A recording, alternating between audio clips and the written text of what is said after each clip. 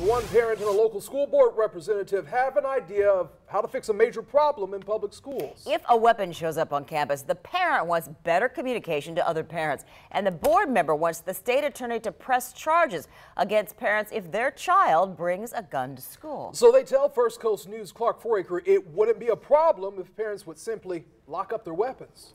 Yeah, Anthony, they say that is the big message here. The nuance of whether it's a gun or bullets or some other weapon, they just really say doesn't matter because safety is still on the line. Renewed scrutiny on all this came up after an incident at the end of the school year at Neptune Beach Elementary. No gun on campus in that incident. Instead, a magazine loaded with bullets. The only problem, one parent says, is that administrators never spelled that out. There was a prohibited item found in a backpack. When Celeste Dodrell found this letter in her son's book bag, she wanted to know more about the prohibited item found at school. I wasn't sure what it meant, and I asked my husband, and we looked up the code of conduct, and we looked at all the things that this could be. The term prohibited items does come from the student code of conduct. We found prohibited items could be things like a BB gun or over-the-counter drugs. Some of the prohibited items more concerning than others. I don't think they were transparent about it at all.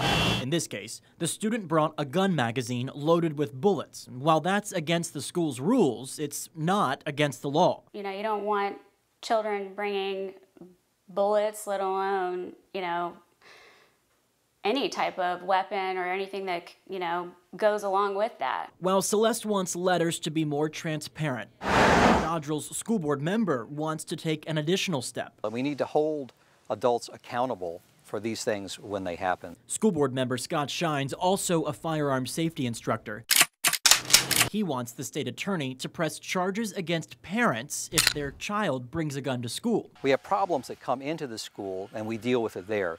We've got to start looking at dealing with those problems before they get there. Shine tallied up all of the firearms found on campus last year. He says over half the students got a gun from a family member. Thus, the call for increased communication to parents and possible action against them. The facts around a case, I think that should get out there. In fact, concealing this kind of information from the public causes more of these incidents to happen.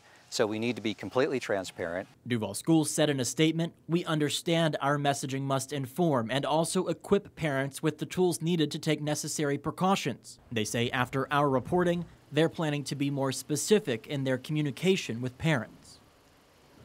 Scott Shine, the board member there, says he recognizes he'll get some opposition to the idea of charging parents with a crime. He says he really hopes the risk of a charge will prompt them to just lock up their weapons at home, keeping them away from students and schools. On your side, I'm Clark Foraker, First. Clark, thank you. New at 6:1.